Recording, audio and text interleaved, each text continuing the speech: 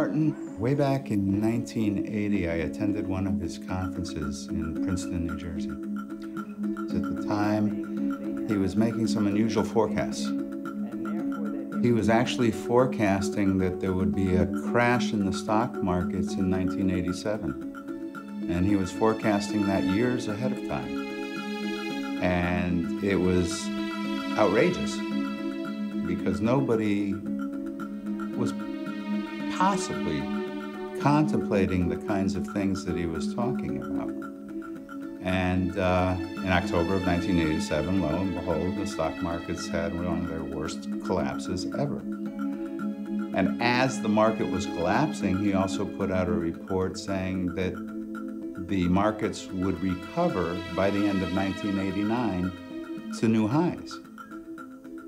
And everybody thought he was nuts. And by 1989, the stock market in the United States was at new record highs. It was uncanny. Now here's a man who I believe in my heart did absolutely nothing wrong. And I can tell you, even if he did, he didn't deserve the treatment that he received.